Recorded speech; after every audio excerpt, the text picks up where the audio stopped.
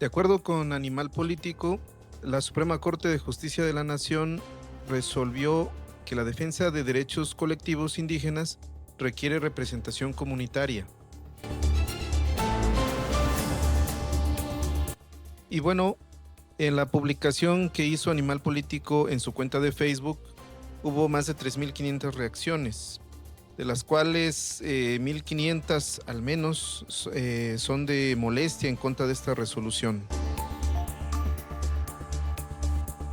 Te invitamos a que te quedes en este video porque vamos a hacer un análisis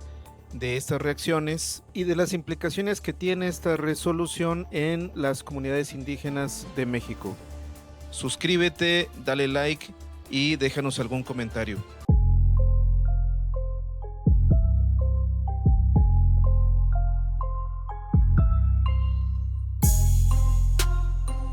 La fuente directa de este tema se puede encontrar en la página de la Suprema Corte de Justicia de la Nación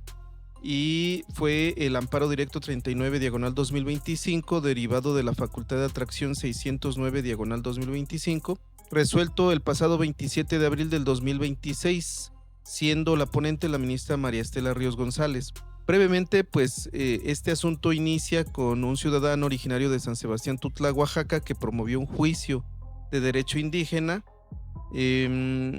para convalidar la decisión de la Asamblea General Comunitaria del 11 de junio de 2023 en la que se ordenó a la autoridad municipal dejar sin efectos los permisos otorgados para la construcción del fraccionamiento en Tres Sierras en los límites del municipio de San Sebastián Tutla, Oaxaca, por haberlos emitido de manera irregular. Bueno, también pidió ahí medidas cautelares para que no se consumara la violación irreparable del derecho a la consulta previa. Sin embargo, la Sala de Justicia Indígena desechó esta demanda el 16 de octubre del 2024, ya que argumentó que el derecho de convalidación de una determinación de la Asamblea es un derecho colectivo que le corresponde ejercer directamente a los pueblos y comunidades indígenas por medio de sus representantes y no por cualquier persona que se ostente indígena, aun cuando pertenezca a esta comunidad. Ante esta resolución de la Sala Indígena, el ciudadano solicitó el amparo de la ley, argumentando básicamente que hay una tesis de la primera sala de la Suprema Corte de Justicia de la Nación que dice que el quejoso sí cuenta con el interés legítimo para defender los intereses de su comunidad por el solo hecho de pertenecer a ella, específicamente para reclamar el cumplimiento de los acuerdos de la Asamblea General Comunitaria. Ese fue básicamente el argumento jurídico que le llevó a solicitar el amparo. Sin embargo, la ministra ponente, argumenta que conforme a la reforma del artículo 2 de la Constitución Política de los Estados Unidos Mexicanos del 30 de septiembre de 2024, los pueblos y comunidades indígenas son sujetos de derecho público, con personalidad jurídica y patrimonio propio, titulares del derecho a la libre determinación con autonomía para decidir sus formas internas de organización y elegir a sus autoridades o representantes con base en sus propios sistemas normativos. Dice que a partir de este cambio sustancial, la titularidad, representación y defensa de los derechos colectivos debe ser congruente con el nuevo estatus jurídico de los pueblos y comunidades indígenas como sujetos de derecho público, con las consecuencias respectivas en materia de legitimación y actuación procesal. Y básicamente en eso es en lo que se sustenta la decisión de la ministra o la propuesta que hace en este proyecto la ministra María Estela para confirmar la resolución de la sala en el sentido de que el ciudadano quejoso no tiene el interés legítimo para demandar, ¿no?, o iniciar un procedimiento de convalidación de un acta de asamblea, ya que no es representante de la comunidad, ¿no?, y que la asamblea tomó unas decisiones distintas. Con 5 votos a favor, el Pleno de la Suprema Corte resolvió este asunto a favor del proyecto y con 3 votos en contra, resaltando los argumentos de la ministra Lenia Batres, quien votó en contra, y de la ministra Sara Irene Herrerías, que también votó en contra, y que básicamente en estos argumentos vamos a centrarnos porque también se relacionan con las reacciones de algunos abogados indígenas que vamos a revisar a continuación.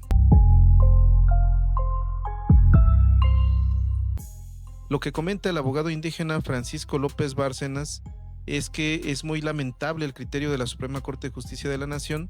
Desde el 2012, la anterior Corte había establecido que los derechos indígenas, por ser colectivos, son derechos difusos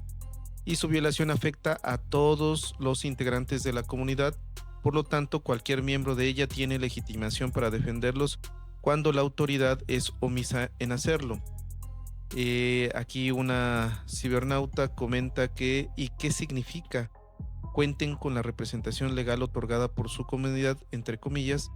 y la progresividad de los derechos. Esta es la prueba de que esta Suprema Corte de Justicia sigue siendo retórica que galopa como Santiago, aplastando los derechos de los pueblos indígenas. Bueno, hay comentarios negativos. También tenemos la reacción de la abogada indígena Flora Gutiérrez, que dice: esto sí representa un retroceso. Imagínense que en su comunidad tanto la autoridad agraria como la autoridad municipal están de acuerdo en la realización de estudios para el tema de ciertos proyectos y no se consultó a la asamblea comunitaria. Entonces, un integrante de la comunidad va al juicio a través del interés legítimo demandando la falta de consulta. Con este criterio se desecharía su demanda. Bueno, sobre este tema teórico que plantea la abogada Flora Gutiérrez, de una comunidad imaginada donde sucede que no consultaron a la asamblea las autoridades agrarias y municipales, pues lo primero que hay que hacer es destituir a esas autoridades, ¿no? La asamblea primero tendría que destituir tanto a la autoridad municipal como a la autoridad comunal o ejidal, nombrar a nuevas autoridades y, claro, ser muy cuidadosos en el nombramiento de las nuevas autoridades para que no vuelvan a nombrar a personas que representen intereses privados, sino que representen los intereses colectivos. Y una vez teniendo esta nueva autoridad, pues serían estas autoridades nuevas, que son más conscientes teóricamente,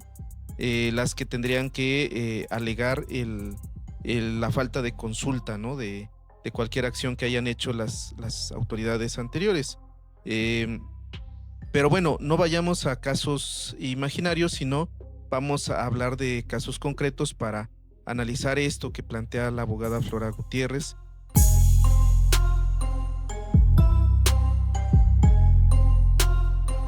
Está el caso de Santiago Chilixtlahuaca,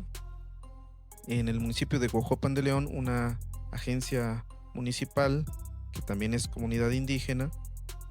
en donde la asamblea decidió que iban a prohibir la cacería de venado porque llegaba mucha gente a cazar venado de otros lugares. Sin embargo, un ciudadano de la propia comunidad llevó a gente externa para cazar. Lo que ocurrió fue que se dieron cuenta las autoridades en turno de que había gente extraña intentando cazar y pues los detuvieron, y la asamblea acordó una multa por entrar a cazar sin la autorización de la comunidad, por 150,000 pesos. Esa fue la sanción. Y para negociar la salida de estos cazadores, dejaron en prenda una camioneta, un vehículo que llevaban, para poder ser liberados y supuestamente conseguir el dinero para pagar su multa y retirarse del lugar. Sin embargo, en vez de cumplir con su compromiso que firmaron ante la asamblea, los cazadores fueron al Ministerio Público a denunciar a las autoridades comunitarias por robo de un vehículo y por abuso de autoridad.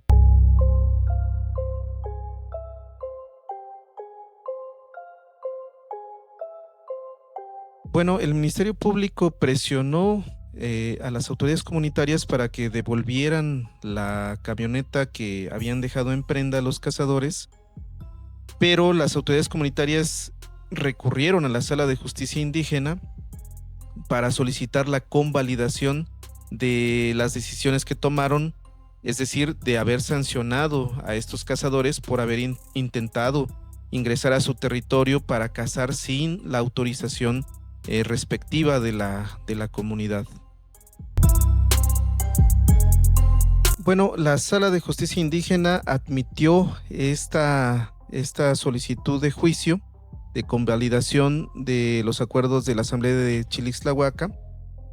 y además ordenó al Ministerio Público que declinara su competencia en favor de la sala y que dejara sin efectos todo lo que estaba haciendo en la carpeta de investigación, ya que era la sala a la que le tocaba determinar la situación de este caso. Cuando la comunidad llevó este tema al terreno del derecho indígena, a los cazadores no les quedó de otra, porque se le fueron cerrando los caminos del derecho positivo, del derecho individual, y tuvieron que plantear una negociación con la comunidad, pues ya ninguna de las vías que habían optado les daba la razón, y terminaron ofreciendo una cantidad de dinero a la comunidad para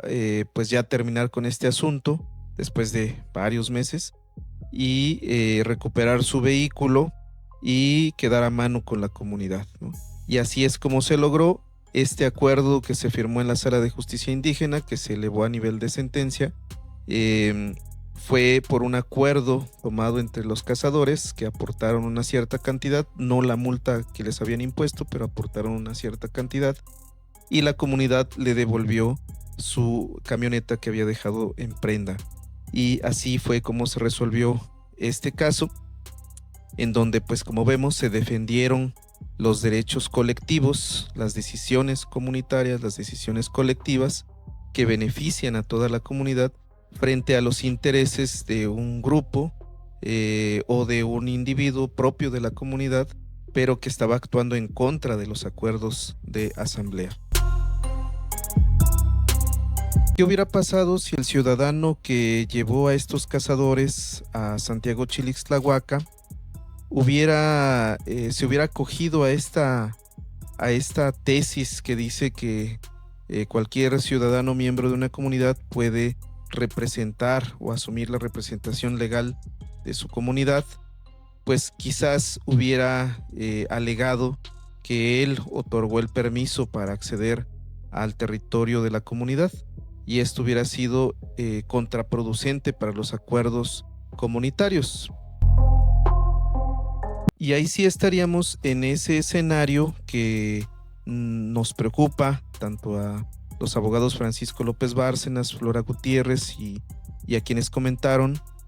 pues ese escenario en donde los intereses individuales particulares se estarían imponiendo ante los intereses colectivos de una comunidad. Entonces, por eso nos parece que la resolución de la Corte es correcta en este sentido, de que los titulares de los derechos colectivos pues son las propias comunidades y no los individuos.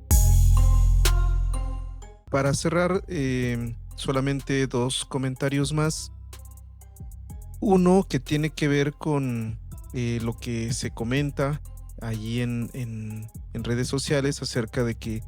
existen asambleas a modo, de que a veces se deja en el poder a quienes no representan los intereses del pueblo y que se protegen intereses privados que pueden manipular. Efectivamente,